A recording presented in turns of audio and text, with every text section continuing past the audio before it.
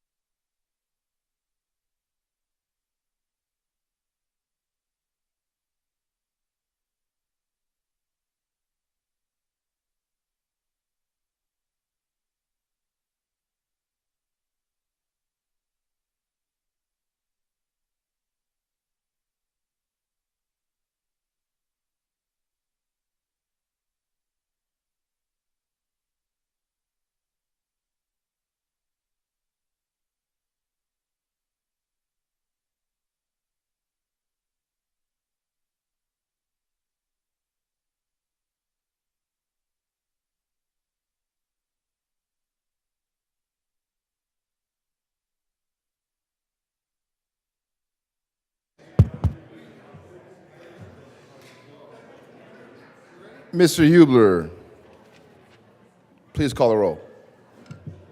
No?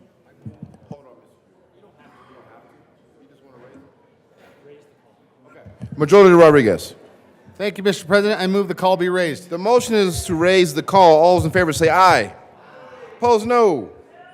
Wow. The ayes have it, and the call is raised. You're good, Mr. Hubler. Sorry about that, brother.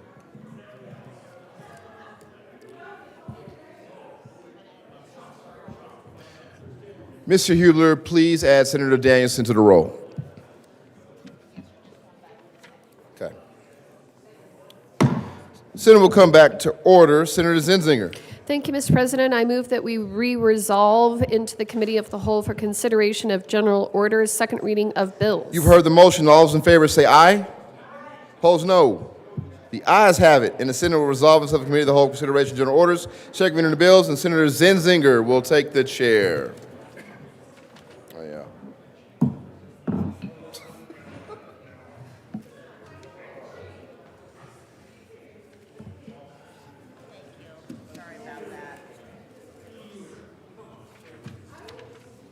Cindy.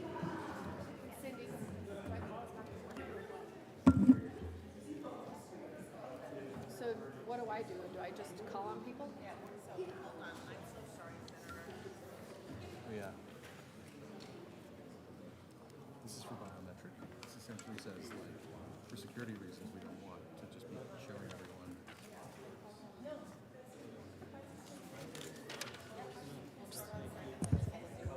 And just start. Okay.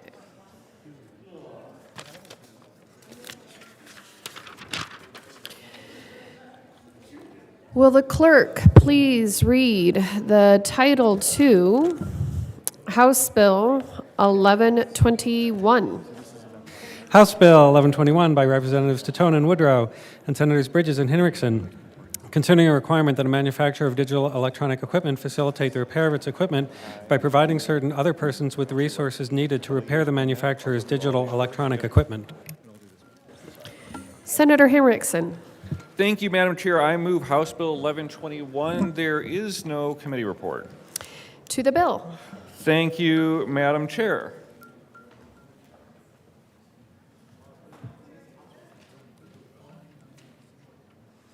But there is an amendment on the desk. Will Mr. Hubler please read Amendment L24? L24, amend read and gross bill, page 12, line Senator 18. Hinrichsen. Thank you, Madam Chair. I move L24. To the amendment. Thank you, Madam Chair. L24 moves the date of implementation back 1 year. This comes from feedback we had from stakeholders who, on provisions of the bill that there was broad agreement around. Their only concern was being able to react to the timeline requirements of this, and so this amendment addresses their concerns, and I ask for an aye vote. Is there any discussion? Seeing none, the motion is the adoption of Amendment 24. All those in favor say aye. Aye. All those opposed, no. The ayes have it, and the amendment is adopted. There is an amendment on the desk. Mr. Hubler, would you please read Amendment 14? L14, amend read and gross bill, page 2, line Senator 6, strike. Hinrichsen. Thank you, Madam Chair. I move L14.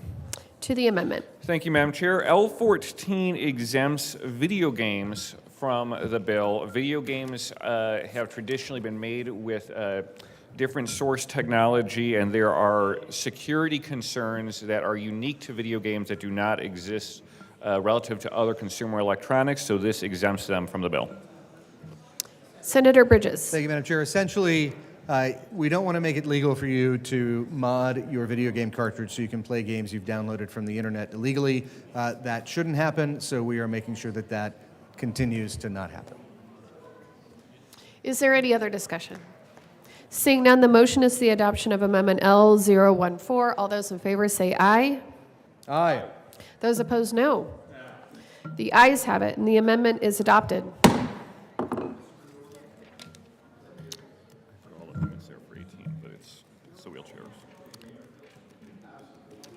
There is an amendment on the desk. Mr. Hubler, would you please read Amendment L18? L18, amend read and gross bill, Senator page 6. Hinrichsen. Thank you, Madam Chair. I move L18. And if I may, I may pause for a moment.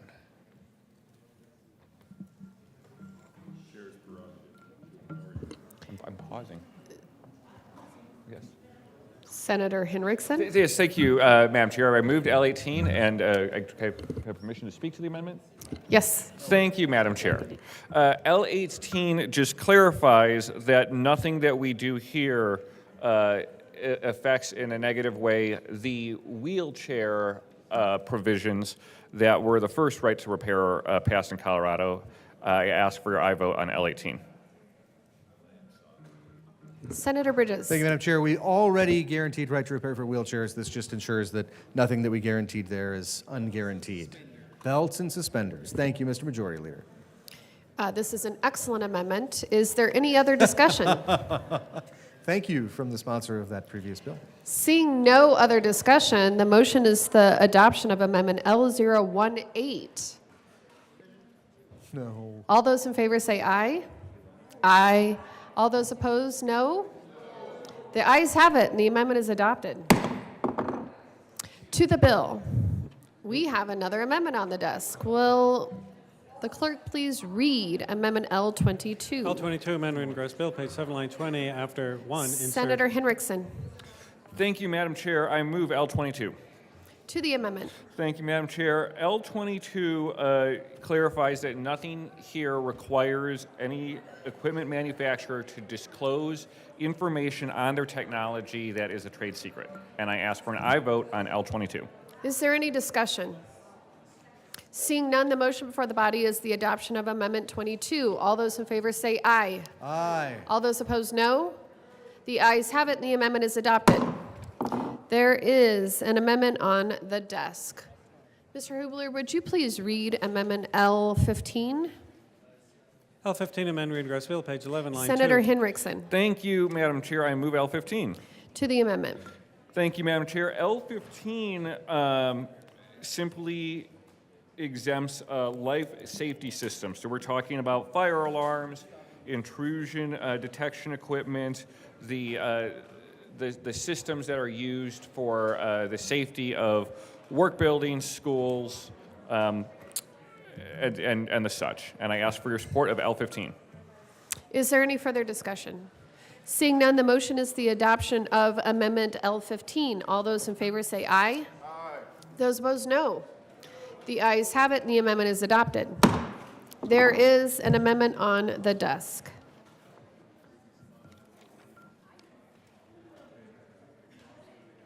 Mr. Hubler, will you please read Amendment L23? L23, amendment in gross bill, page 11. Senator line 4. Henriksen. Thank you, Madam Chair. I move L23. To the amendment. Thank you, Madam Chair. This removes the without authorization requirement from the owner on the equipment being repaired. And I ask for an aye vote on L23. Is there any further discussion? Seeing none, the motion before the body is the adoption of Amendment L23. All those in favor say aye. Aye. Those opposed, no. The ayes have it, and the amendment is adopted. There is an amendment at the desk.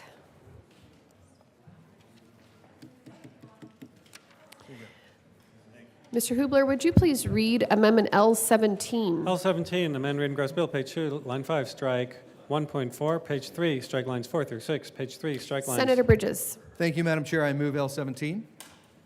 To the amendment. Thank you, Madam Chair. With this amendment, we will have the only right to repair bill in the country that is opposed by neither Apple nor Google. This makes a number of changes to the bill that I will walk through now. This first part, you're seeing a date change to move up to 2021. There are mechanical systems in place inside Apple computers that mean before that date, those products simply cannot be repaired outside of an Apple store. And so we're adjusting this date to make sure that it is possible to comply with the right to repair stuff that we have. So moving that one up to 2021. The next part requires a manufacturer to make available documentation tools. Essentially says that if you make tools for repair available to folks, to independent providers, you got to make that available to all of the various different folks. Down at the bottom, we have a biometric piece. We are essentially still allowing, we want to make sure that folks can have their screens repaired. We want to make sure that folks can get their batteries replaced. But when we're talking about the biometric sensors that are in cell phones and other devices, it is extremely important for security reasons that we maintain a higher level of control on those. So this essentially allows that to continue happening. And then on the back, you've got the lines 2 through 4 says that if the equipment isn't as good, that if the equipment is not as good as it needs to be, then the software doesn't have to behave as if it were as good as it needs to be. So we're thinking about something here like a screen replacement that True Tone doesn't quite work on. You need to make sure that True Tone is at least enabled. You can't disable True Tone, but the experience for the customer doesn't have to be the same as if it were an OEM screen that was providing the same quality of True Tone. Got really quiet in here. And then the last piece here is the nothing in this section, nothing in right to repair authorizes a repairer to bring a device out of compliance with federal law. So if we're talking about RF, if we're talking about IR, we're talking about lasers that are in these phones, you can't put a part in there that is going to cause more RF radiation than is legally allowed to be caused by that device. And finally, the effective date we're moving to January 1, 2026. Just in terms of product cycles, it's going to take until then for products to meet the standards that we have set forth in this bill. And with that, we have a bill, once this amendment goes on, that is, again, neither opposed by neither Apple nor Google. And this is the first time in the country that that has happened. Very proud of that. Senator Baisley. Thank you, Madam Chair. You know, trying to put together a right to repair bill that threads 1,000 needles is an incredible challenge, and it's kind of a, you know, we're doing this at the state level prior to what you might more appropriately see at a national level, and also trying to take into account our own very innovative industries, our own companies like Apple, like Google, who are trying to maintain the quality of their product through comprehensively controlling all the components and the software, everything together, and they work very hard at that, of trying to keep it working together with quality and safety, batteries that don't catch on fire, and lasers that are too strong and all that. So this is real hard, and I want to express appreciation to the sponsors for this amendment in particular, because this amendment brings this into what I think is a viable, reasonable approach to right to repair for these mobile electronic devices.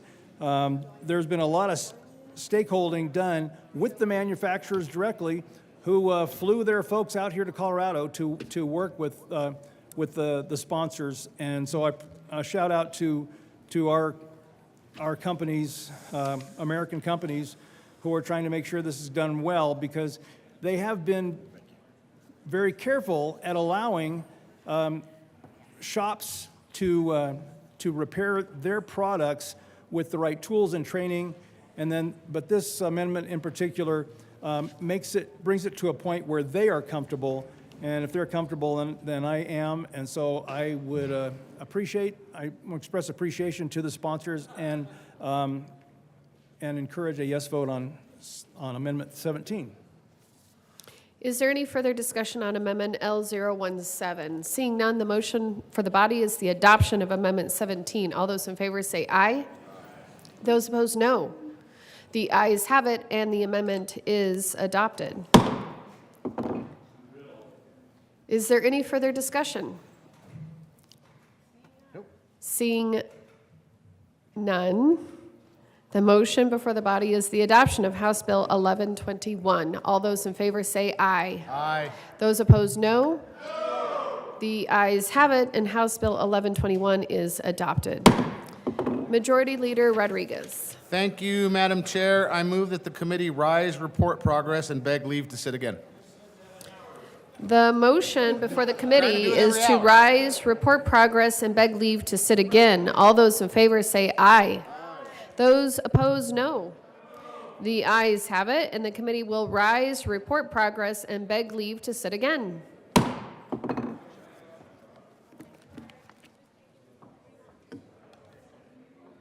I will. Where's Steve at? James is going to take it for her. James is going to take it for her bill, and then she's going to go take it up.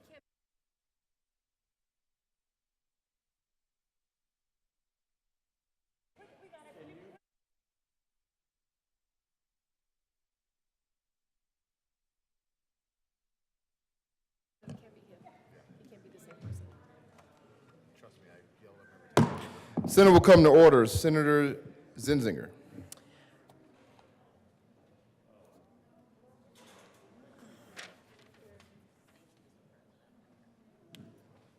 Thank you, Mr. President. The committee has met and had a number of bills under consideration. Will the clerk please read the report?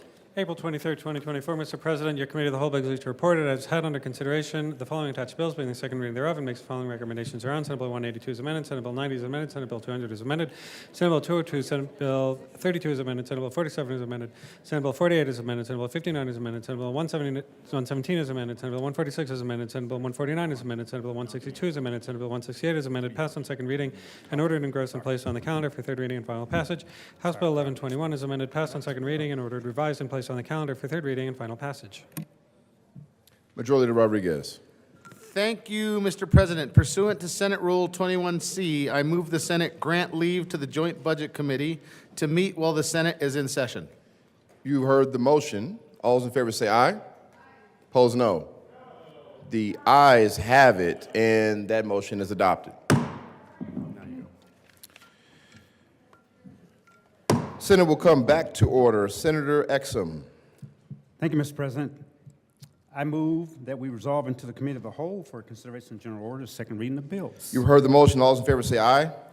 Opposed, no. The ayes have it, and the Senate will re-resolve into the Committee of the Whole for consideration of general order, second reading of bills, and Senator Exum will take the chair.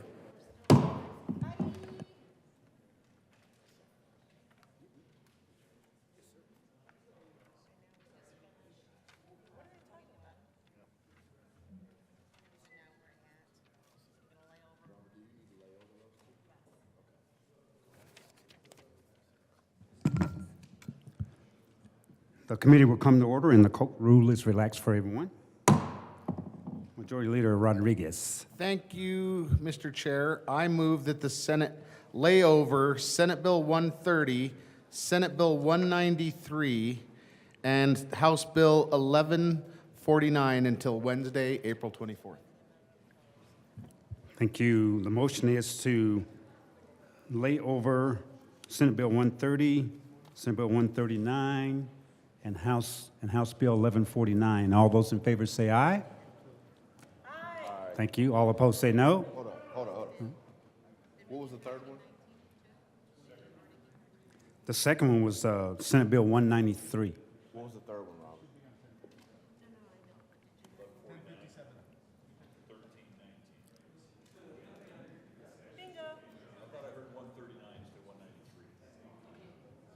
So we laid over 130, 193, and what was the third one?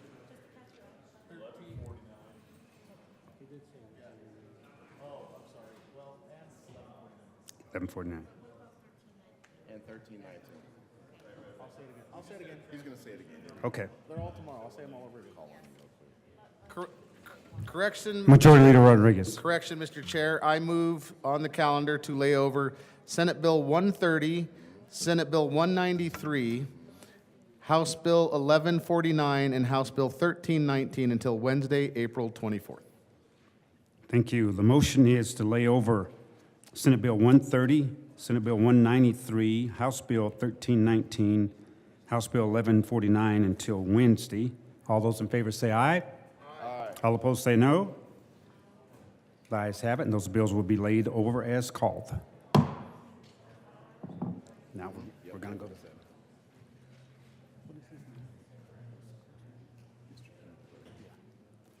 Mr. Hubler, please read the title to House Bill 1057.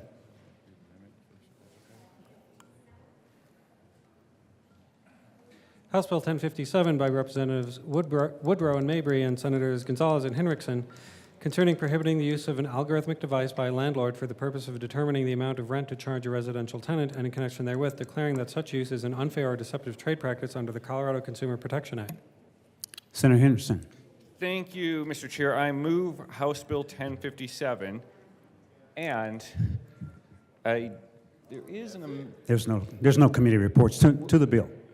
well, there is an amendment at the desk.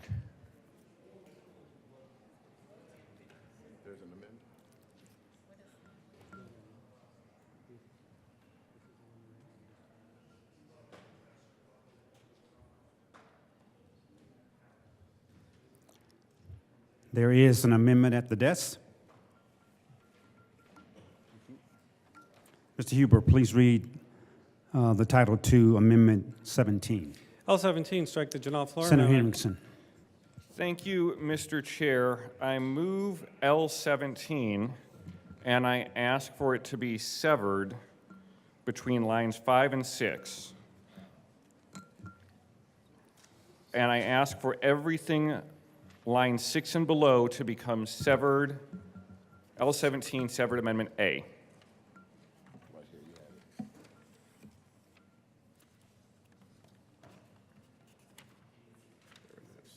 And I'm going to pause for a moment. Okay. The motion is to move Amendment 17 and sever the lines between Between 5 and 6. With, between lines 5 and 6. Mr. Chair, that's correct. Okay. So line 6 and onward will be severed Amendment A. Lines 1 through 5 will be severed Amendment B. Okay.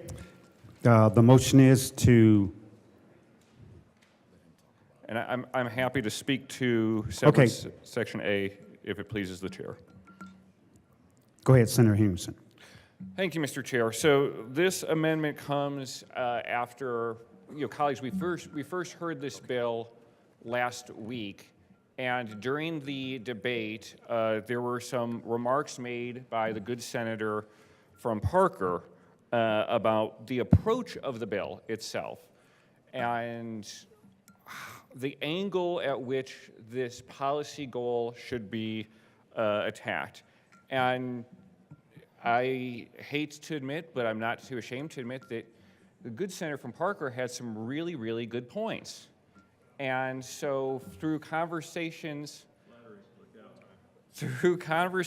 with the good senator, what we have in severed Section A reframes the bill to take the penalties for noncompliance entirely off of the landlords that use this technology, and reframes the bill on a prohibition on the sale of the algorithmic rent-setting technology rather than on the landlord's use of said technology. I ask for your aye vote on severed Section A of Amendment L17. Thank you. Is there any other discussion on severed Section A? Seeing none, the motion before us. Okay, go ahead. Senator Smallwood. Thank you, Mr. Chair. So, I guess I probably have more of a procedural question, meaning if we, I plan to talk a lot about the Section B and appreciate the senator from Pueblo County running through B, but my procedural question is around A, okay. Can I get a senatorial 5, Mr. Chair? Senator 5 is granted. Okay.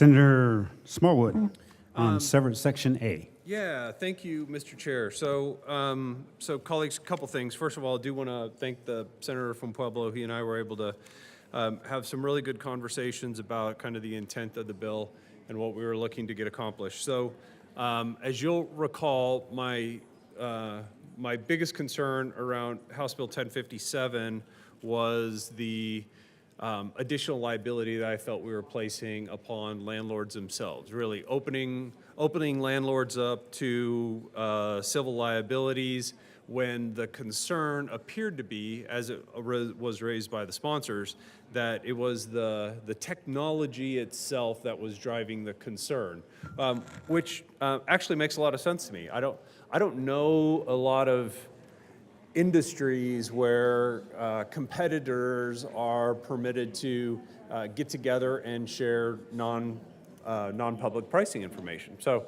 I understand their concerns and certainly don't wish to minimize those concerns, but my focus was on the landlords themselves.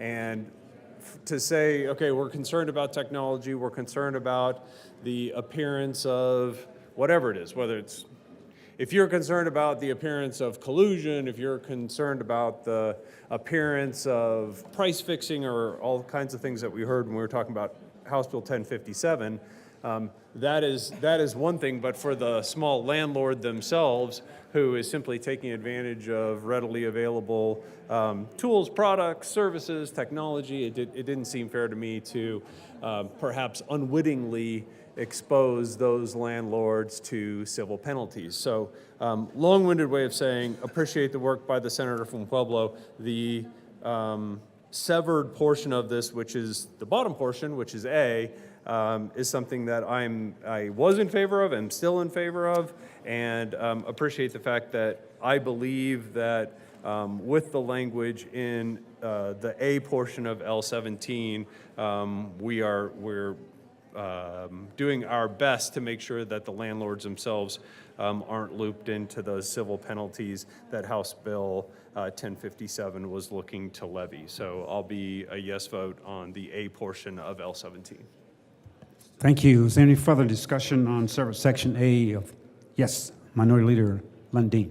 Thank you very much, Mr. Chair. So I rise in opposition to the bill itself, 1057, and I don't know that the A portion of L17 gives me any comfort. We live with algorithms affecting everything we do all day long. Algorithm isn't evil. Algorithm's just math. You know, the sequencing of traffic lights as you drive down Broadway, headed south, if you want to move from light to light to light to light, and do it in a way that functions for you, you are essentially, intuitively applying an algorithm. You're simply using the math to make things work the way they should work. If you drive the speed limit and you're not jammed up in traffic, you find that you move from light to light to light to light. And that's an algorithm. The idea that an algorithm is somehow inherently evil in understanding, you know, where should I price my product? Where should I price my service? I think is incorrect. I believe that that there is different levels of information that may or may not be available, and the more information anyone who's trying to understand the value of a marketplace has, the better. The more likely a willing buyer and a willing seller are going to find a place where they strike hands and say, yeah, that works for me. I think the value you're providing is adequate for the value I will give you, which is the price I will pay in this case, in the case of rent. So I'm not especially in love with 17, and I have concerns about the deceptive trade practice language remaining in this. So in my resonant opposition to 1057, I will find myself vibrating in opposition to sub A or section A of the severed amendment 17. Thank you. Is there any further discussion on severed A of Amendment L17? Seeing none. Okay, the division has been called.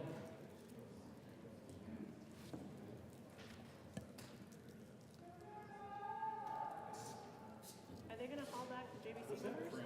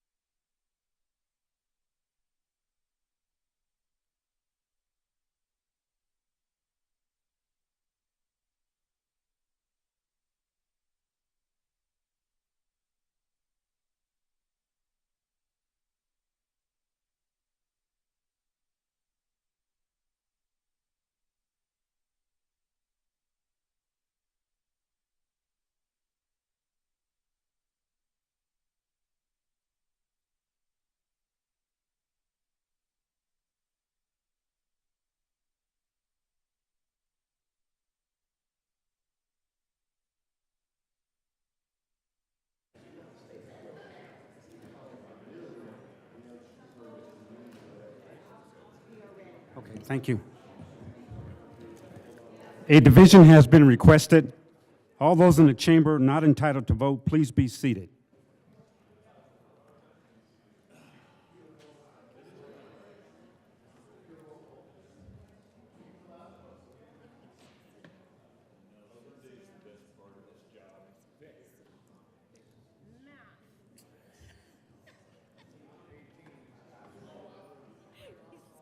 Please be seated.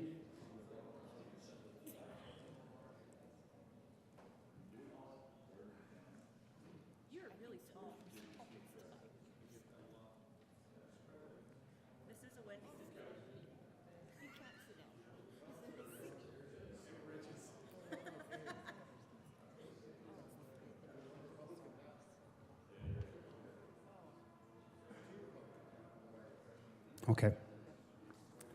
The motion is the adoption of severed section A of Amendment L17. All those in favor, please stand.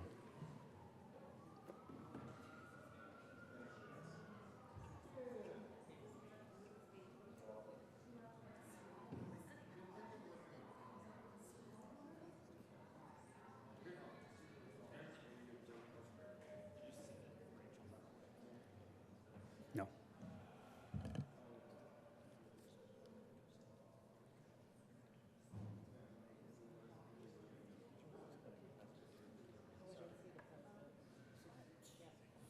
All right, we're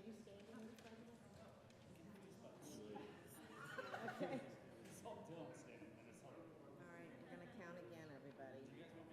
Yes, please, thank you. I know you saw Jim threw you off, but we listened to his comments.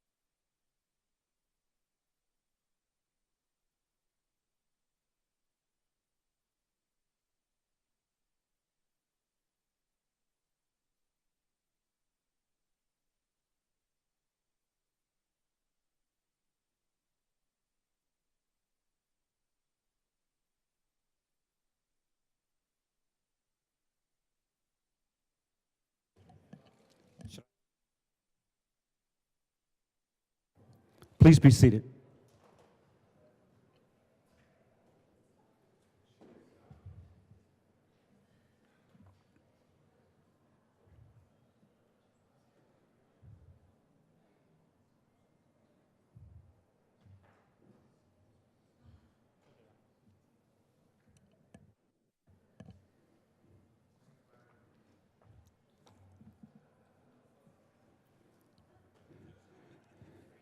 A division has been requested. All those in the chamber not entitled to vote, please be seated. The motion is the adoption of severed A of Amendment L17. All those in favor, please stand. Again, thank you.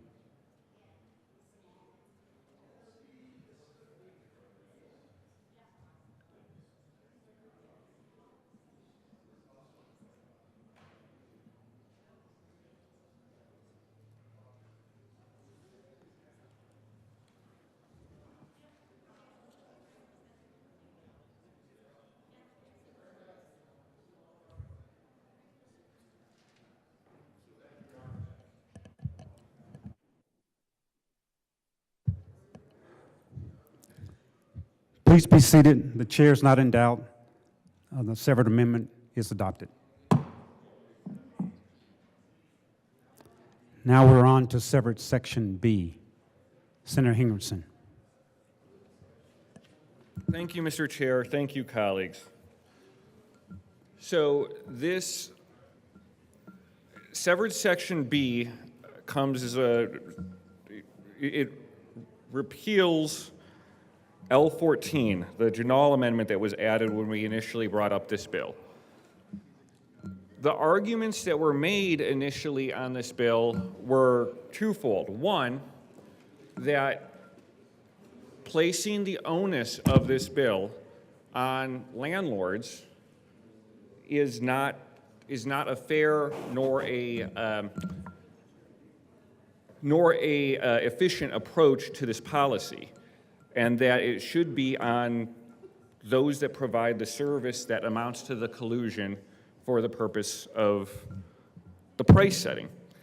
And that was a fair argument. I think that was a well-made argument, and we have just done that with Section A of this amendment. We've adopted and implemented this into this policy. With severed Section B, we had an amendment added last week that really waters down this policy. It does so in two critical ways. One, it allows for the collusionary activity to be conducted as long as aggregate data is provided to the consumer. That aggregate data comes nowhere near close enough to equalizing the information that is shared in the collusionary activity, or that is compiled into the collusionary activity, and therefore that is not an effective workaround for this policy. The other part of that amendment was to, one second.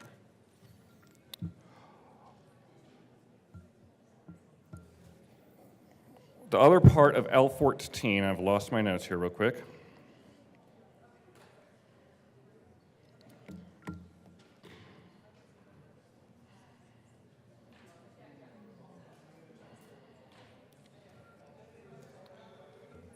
The other part of L14 was the incentivization piece. What it said was that a company cannot incentivize the members of that subscribe to the service it provides in a material way for the purpose of the collusionary act to go along with the collusionary activity. And that is ineffective because that incentive is already baked in. You're paying a premium for a service that is going to tell you exactly the prices you can charge in a collusionary scheme.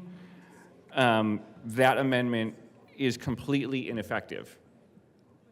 And so I am asking that, having implemented Section A, which removes the burden from landlords, that we adopt severed section B and make this the sustainable and effective policy that we want it to be.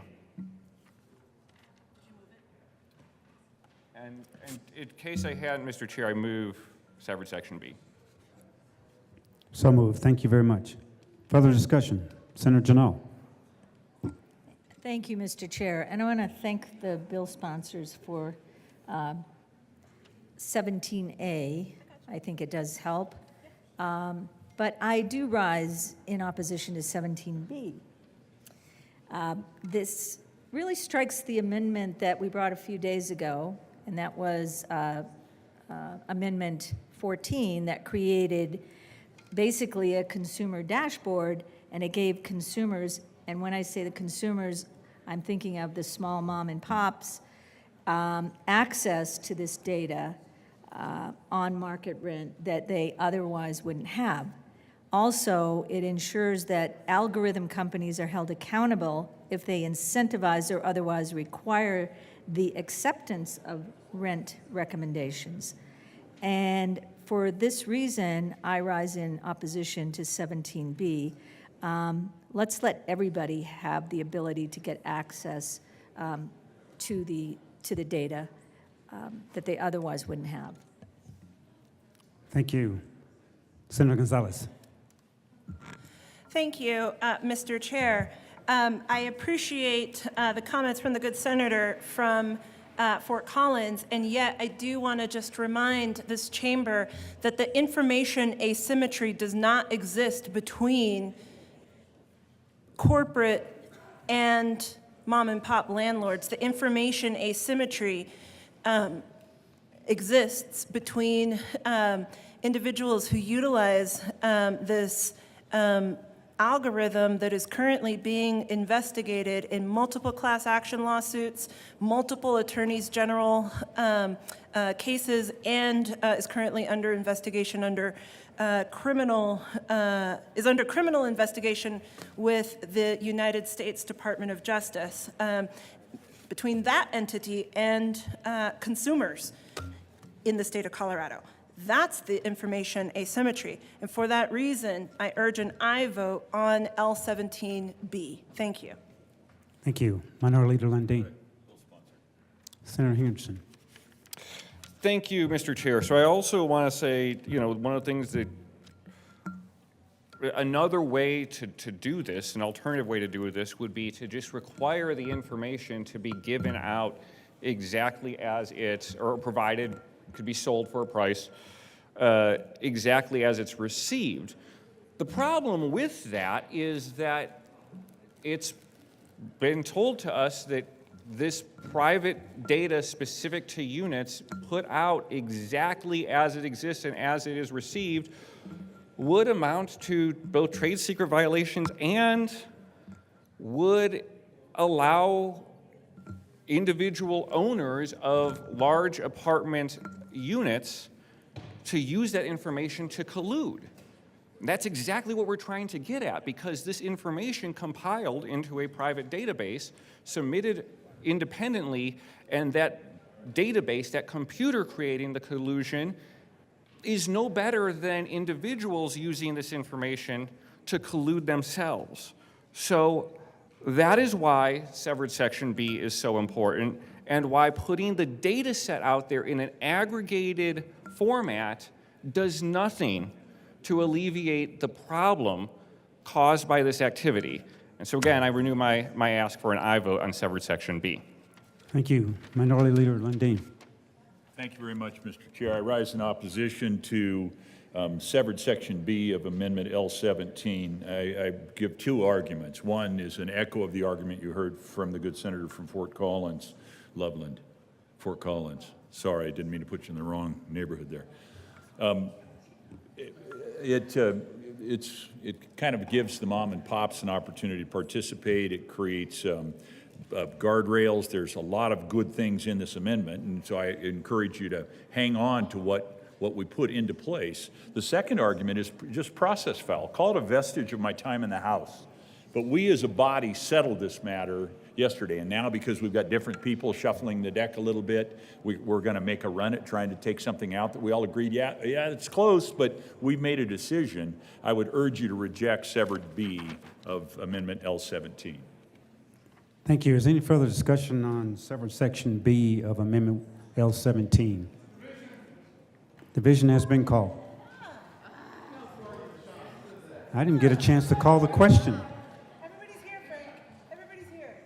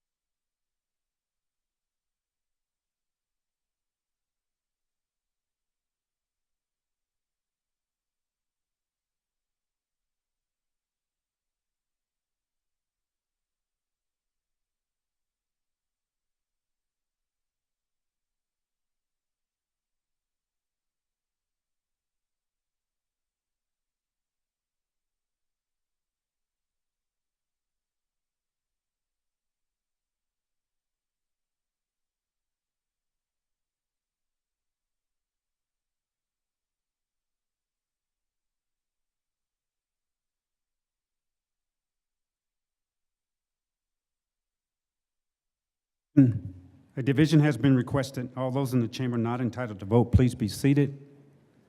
The motion is the adoption of severed section B of Amendment L17. All those in favor, please stand and remain standing till the vote is counted.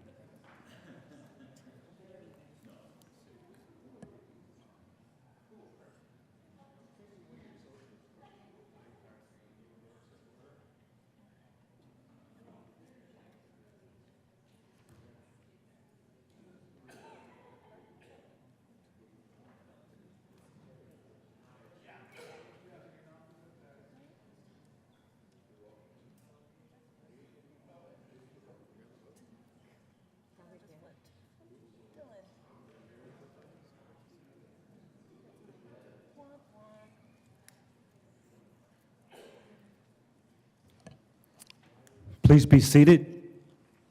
All those opposed, please stand and remain standing until the vote is counted.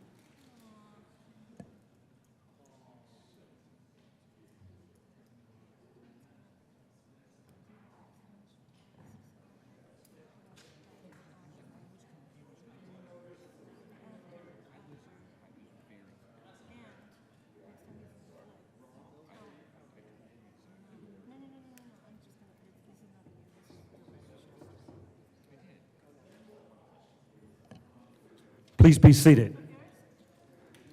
Severed Section B of Amendment L17 is lost. We are back to the amendment, I believe. No? Okay. Any further discussion on the bill? Senator Henderson. Thank you, Mr. Chair. I renew my motion for the adoption of House Bill 1057. Thank you. Any further discussion on the bill? Yes, Senator Smallwood. Thank you, Mr. Chair. And colleagues, I think House Bill 1057, particularly as amended, brings to light a conversation that we're probably going to need to be involved with, which is where, in your opinion, does the line get crossed between providing valuable data, valuable information, particularly information that consumers can take advantage of, versus where is the line to where price setters are combining their information in a way that only helps price setters and doesn't help consumers, in fact, hurts consumers. This is the first bill that I can think of that's really kind of tried to address this issue head on. I mean, what would we think if other industries, right? Other industries who are setting prices said, look, we know it's illegal for us to get together in a room and discuss what we're charging customers in certain areas. We know that that's frowned upon, and antitrust laws would probably be staring at us if we were to do that, right? Get together in a boardroom or in the back room of a restaurant and talk about what we're going to all charge consumers. Yet the concept of taking that very same data, that exact same information, uploading it to a website somewhere that all of the price setters are able to access really poses a concern for me and where we draw that line. So I appreciate the bill sponsors bringing the issue. I very much appreciate the amendment that provided the relief for what I feel is the relief from civil disabilities from civil penalties when it comes to the landlord piece of it. And so with that, would encourage an aye vote on House Bill 1057. Thank you. Minority Leader Lundin. Thank you very much. I remain opposed to 1057, and I do think that the good senator from Parker is raising some really interesting questions that he and I have discussed offline as well. The question of where the line is crossed is a live question. It's one that we're determining not only in legislatures, but as you've heard, the courts are considering this as well. Various attorneys general and other law enforcement agencies are considering it as well. As for my part, I don't see this as a price-setting effort. I see this as a market information effort that informs and enlivens the conversation around a willing buyer and a willing seller. You say, well, wait a minute. People are renting. They just have to do what the people who own apartment buildings tell them to do? And the answer is no. There will be choice among a broad marketplace. And if you've been watching what's happening, we have a dearth of for sale affordable housing, but we have what appears to be becoming an expansive, perhaps oversupply of apartments for rent in Colorado, and that will have a dramatic impact on what the marketplace looks like and provides relief to those people that the proponents of the bill sponsors would argue are price takers. The answer is the market will establish the price.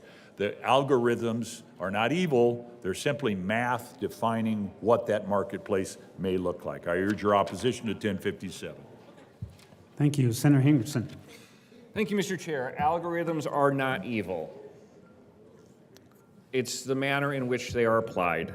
And I appreciate the comments that have been made. I'll be real brief here in my wrap-up. July 2nd, 1890 is when Congress passed and sent to President Harrison's desk the Sherman Antitrust Act. It was a 55-1 vote. That landmark piece of U.S. legislation is 3 pages long. I would encourage you to read it. And then reading that legislation, consider if anything changes, whether or not it is a group of individuals that conduct the collusion described in the Sherman Antitrust Act that was nearly unanimously adopted 134 years ago, or if it's a computer. This is a question, hopefully not of the principles of good governance and the way that we ensure a free market economy, but whether or not we as a body are able to adapt to the modernization of technology. Because I would suggest that, yes, it makes no difference whether it is a group of people engaged in the collusion or it is a computer that effectuates that collusion. And that is the question that we're wrestling with today. That question is 134 years old. Everybody who voted on that 55-1 vote to pass that landmark piece of legislation died before computers were even a thing. I would hope that someday this body fully wrestles with this activity because we're fighting a fight that is 134 years old. We got the answer right then, and I hope that in the near future we can truly get the answer right here. Thank you. Thank you, Senator Gonzalez. Thank you, Mr. Chair. Algorithms aren't evil, but corruption and collusion are. It's why we ask for an aye vote on 1057. Thank you to my co-prime sponsor, the good senator from Pueblo. Ask for an aye vote on the bill.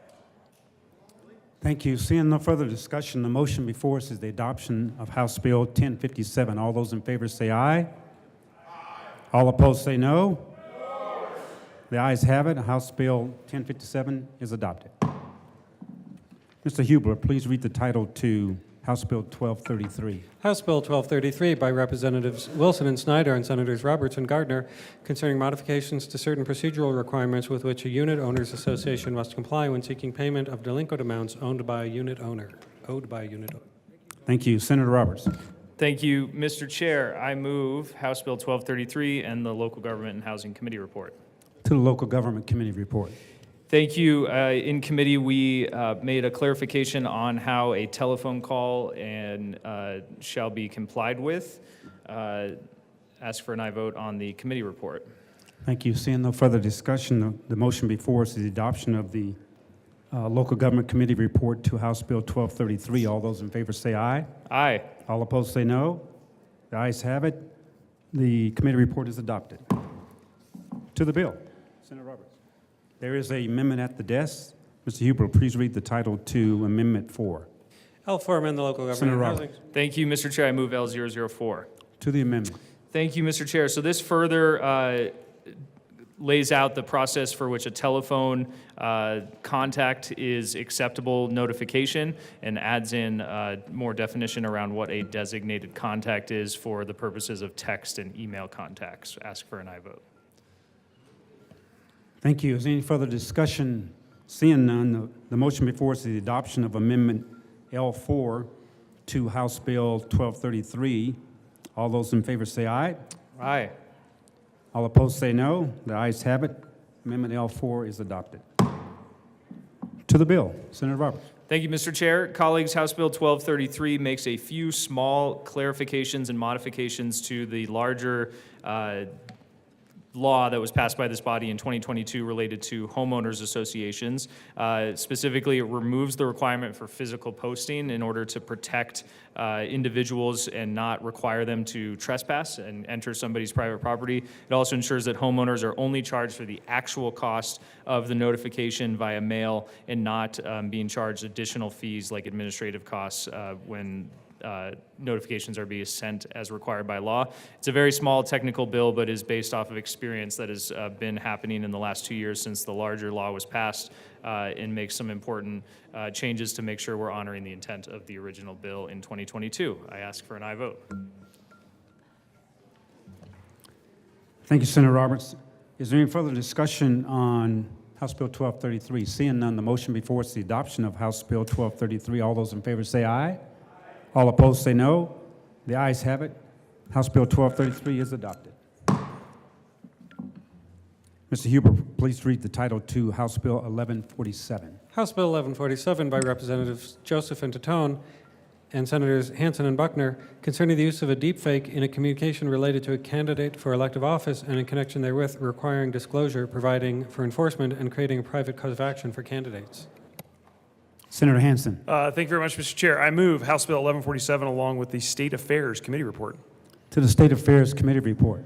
Thank you, Mr. Chair. In State Affairs, we made a small change to make sure that the bill was focused on content creators and the folks who are uploading content and not the content platforms, and urge your adoption of the State Affairs Committee report.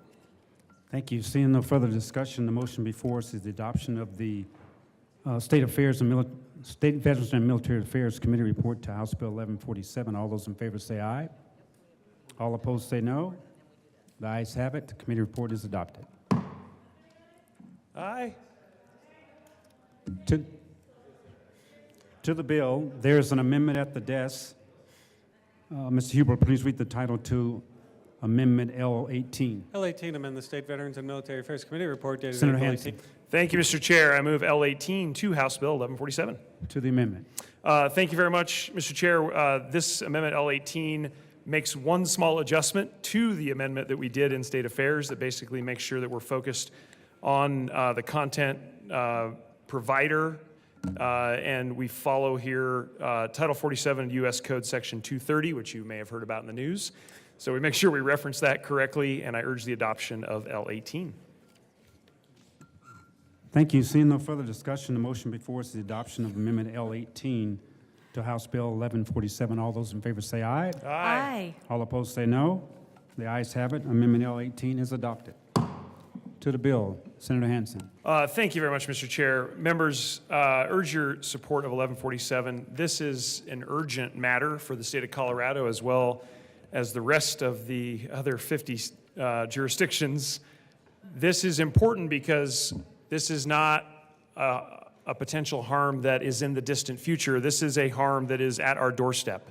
In fact, it's already knocking on the door. We saw from things like the New Hampshire presidential primary, deepfake videos, deepfake audio that was being used to confuse voters, misdirect voters, provide not just incorrect information, but fraudulent content.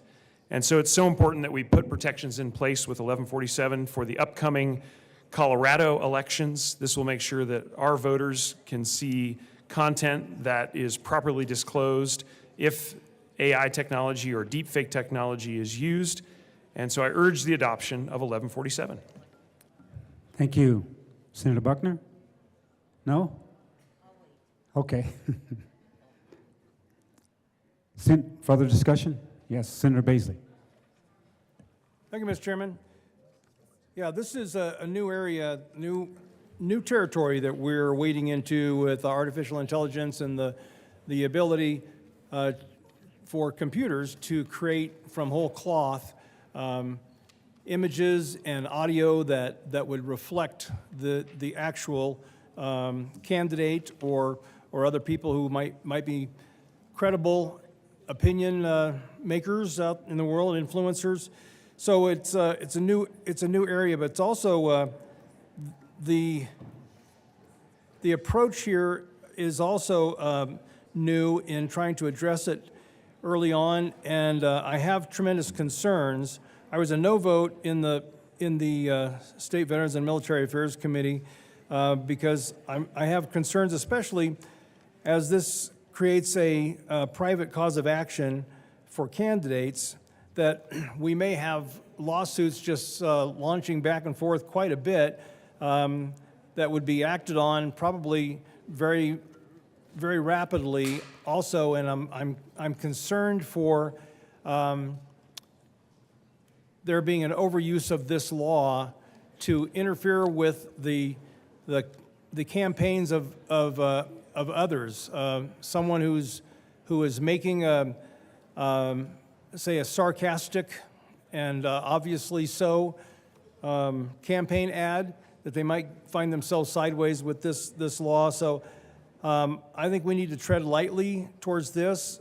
It's certainly a concern that we ought to address at some point. But as you can see from all the votes about this bill so far, there's a lot of hesitation from both sides of the aisle on it, and I would urge that we vote no on 1147 and think about this a little bit harder for the next year. Thank you, Mr. Chairman. Thank you. Senator Rich.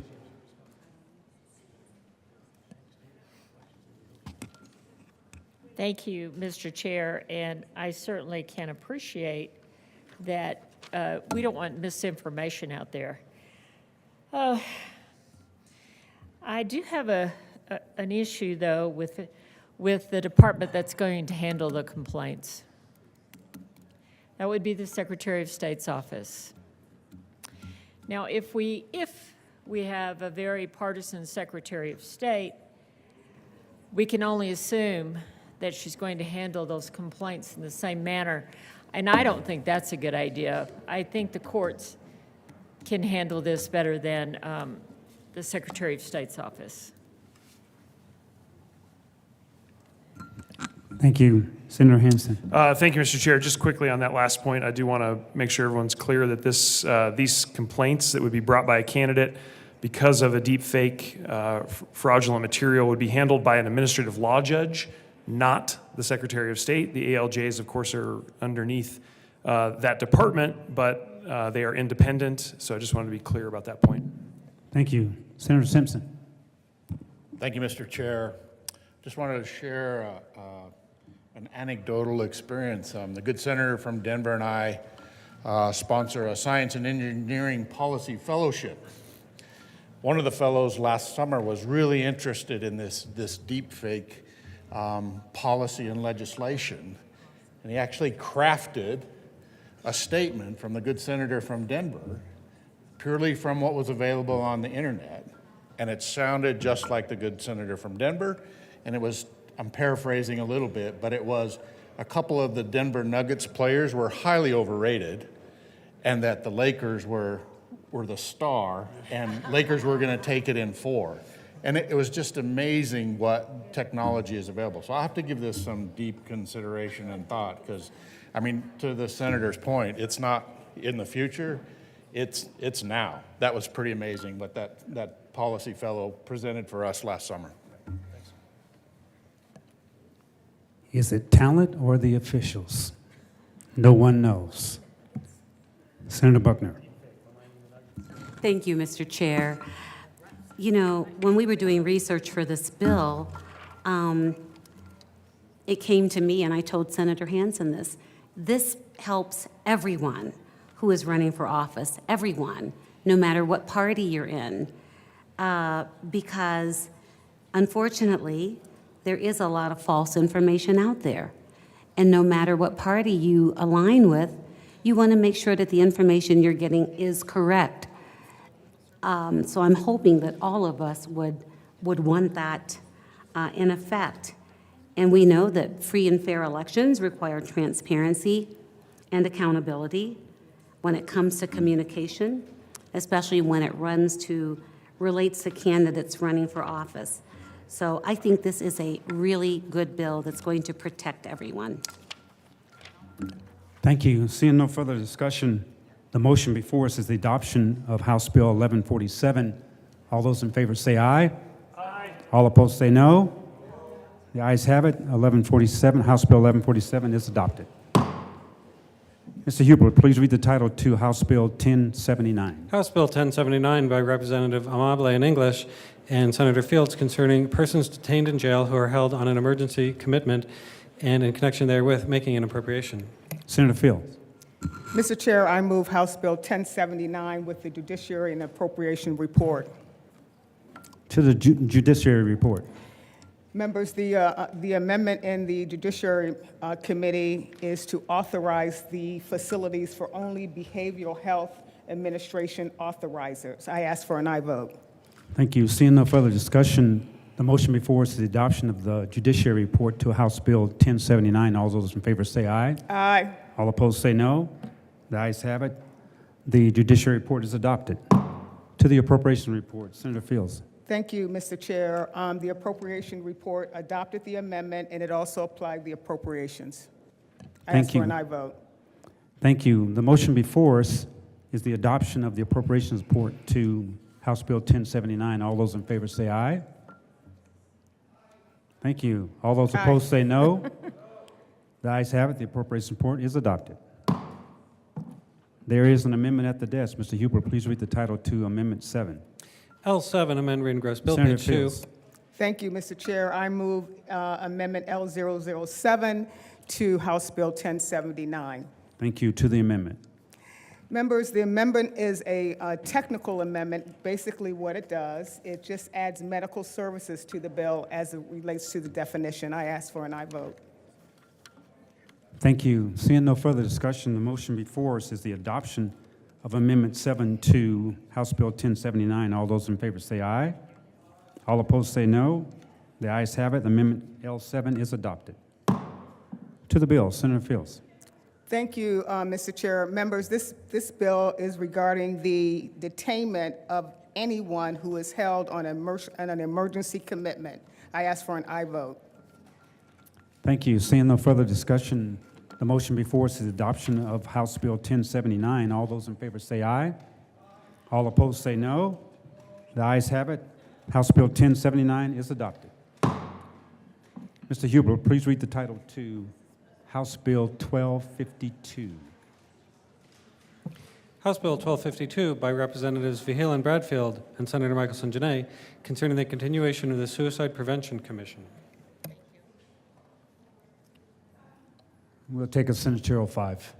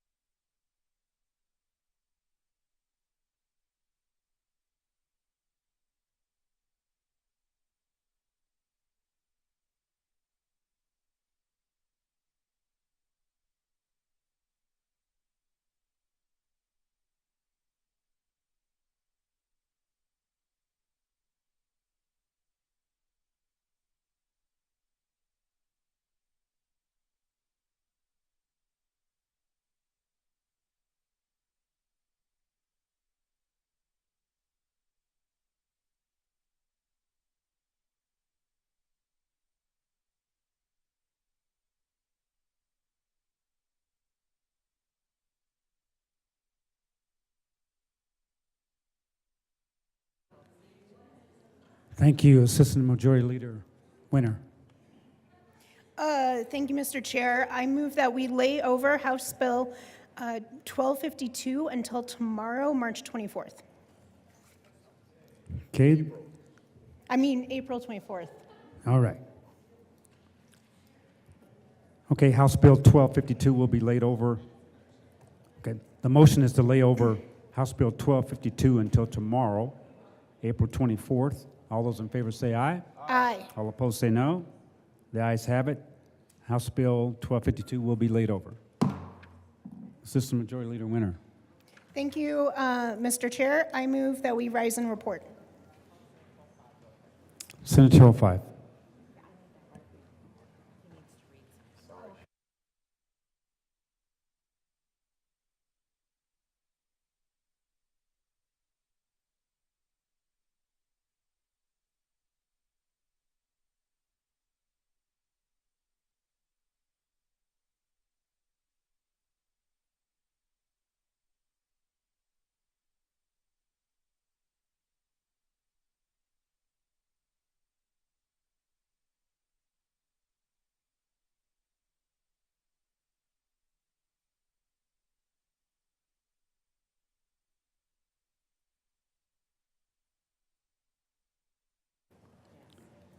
Okay, we're back on a correction on Senate Bill 32.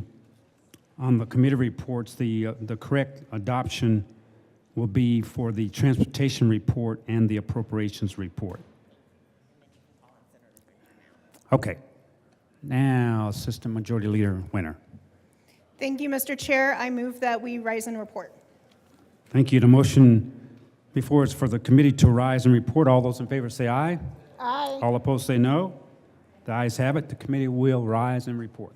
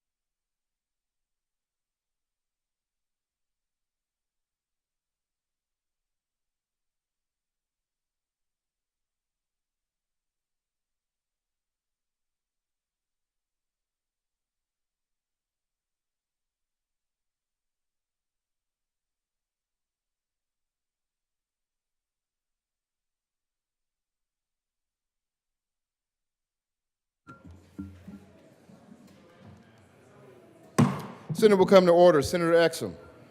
Thank you, Mr. President. The committee has met and had a number of bills under consideration. Will the clerk please read the report? April 23rd, 2024. Mr. President, your committee of the whole begs leave to report that it's had under consideration the following attached bills, being the second reading thereof, and makes the following recommendations thereon.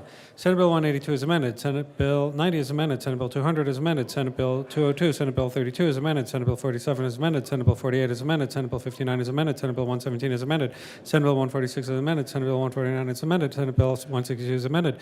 Senate Bill 168 is amended. Passed on second reading and ordered engrossed and placed in the calendar for third reading and final passage. House Bill 1121 is amended. House Bill 1057 is amended. House Bill 1233 is amended. House Bill 1147 is amended. House Bill 1079 is amended. Passed on second reading and ordered revised and placed on the calendar for third reading and final passage. Senate Bill 130, Senate Bill 193, House Bill 1149, House Bill 1252, House Bill 1319, laid over until April 24th, 2024, and retaining their place on the calendar. Senator Exum. Thank you, Mr. President. I move for the adoption of the report. The motion is the adoption of the committee of the whole report. Are there any no votes?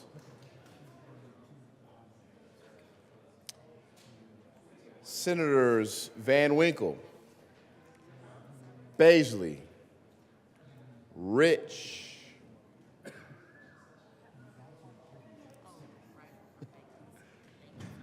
with a vote of 32 ayes, 3 noes, 0 absent, and 0 excused, the committee of the whole report is adopted.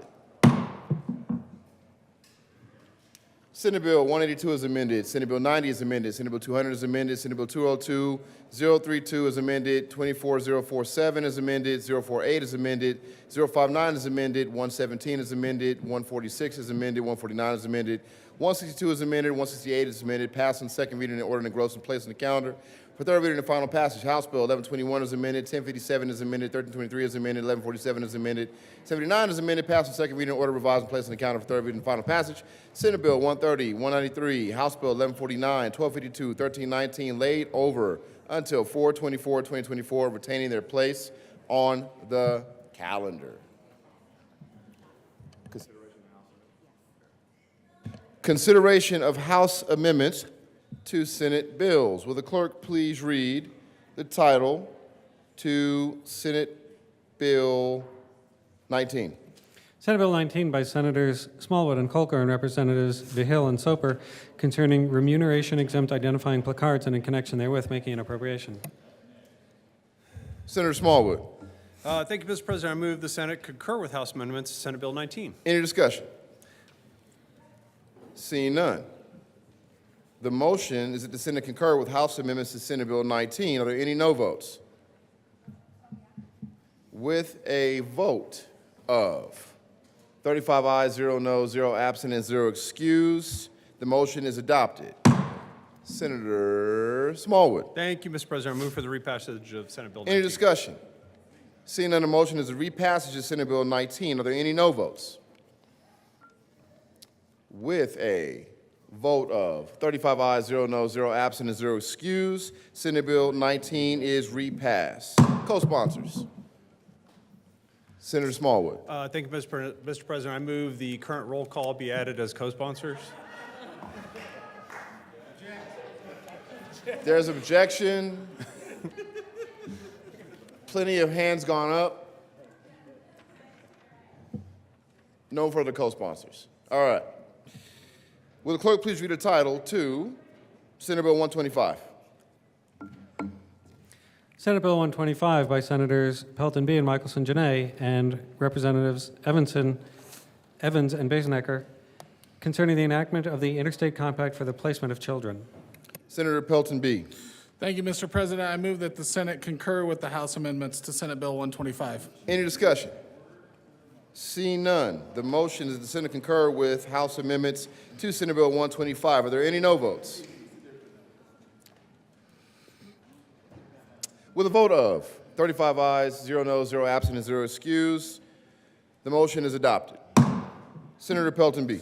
Thank you, Mr. President. I move for the repassage of Senate Bill 125. Seeing no further discussion, the motion is repassage of Senate Bill 125. Are there any no votes? With a vote of 35 ayes, 0 noes, 0 absent, and 0 excused, Senate Bill 125 is repassed. Co-sponsors.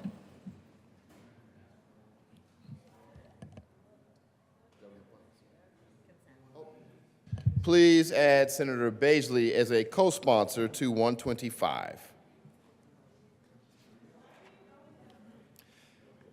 Consideration of governor's appointments, consent calendar. Will the clerk please read the appointments listed on the consent calendar?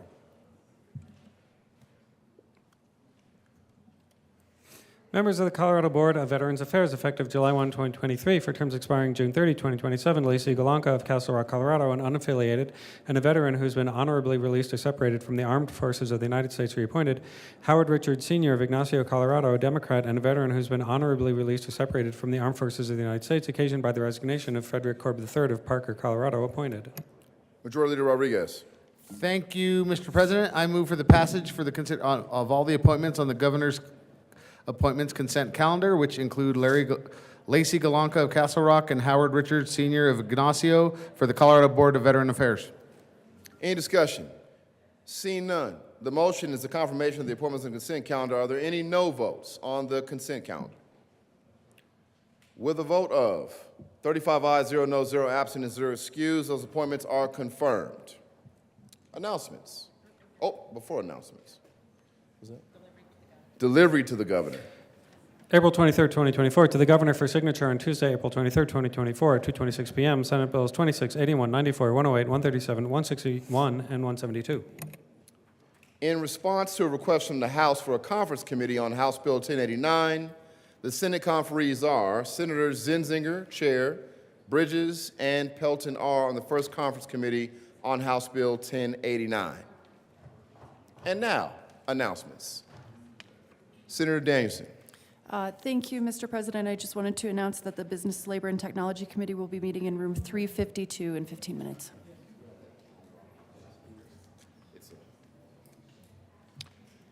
Senator Mullica. Thank you, Mr. President. Members, Senate Finance Committee will be meeting in 15 minutes upon adjournment to hear House Bills 1235, Senate Bill 207, House Bill 1111, House Bill 1231, Senate Bill 208, Senate Bill 166. See you there.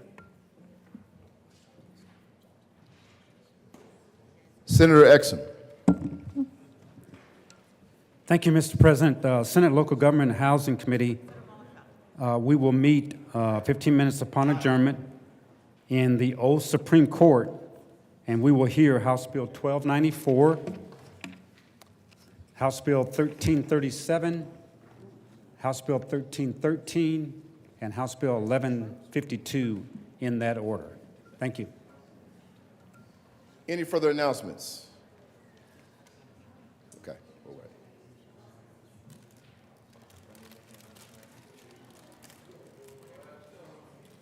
Mr. Minority Leader. Mr. President, a moment of personal privilege, please. Granted. Mr. President, I just wanted to point out that I thought that the chairs of the Committee of the Whole today did an exceptional job, and I think that the staff behind the desk did an exceptional job. Thank you all for your work today. Hear, hear. Members, just really quickly, there's a change for the calendar tomorrow, and I was asked to make an announcement today on the mic.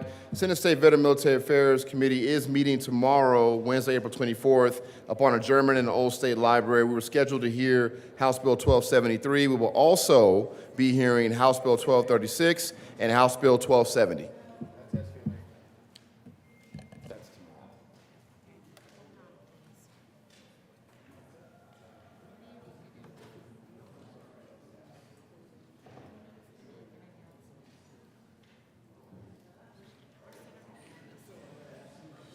Probably shot off the other committee.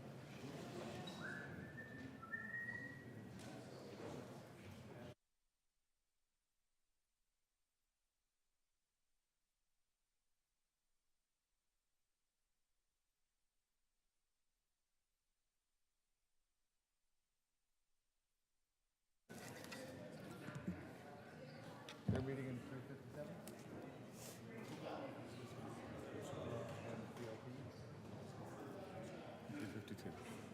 We're back on. Majority Leader Rodriguez. Thank you, Mr. President. There is a correction. Local government and housing will be meeting in the old Supreme Court, and Business, Labor, and Technology Committee will be meeting in the Senate Room 352.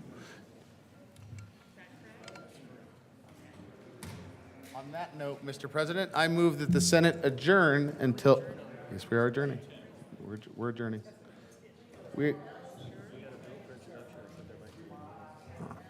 I was told we could close the desk. I was told we could close the desk. Thank you, Mr. President. I move that the Senate adjourn until 9 a.m. Wednesday, April the 24th. You heard the motion. All those in favor say aye. Aye. Opposed, no. The ayes have it. The Senate will adjourn until 9 a.m. Wednesday, April 24th, 2024.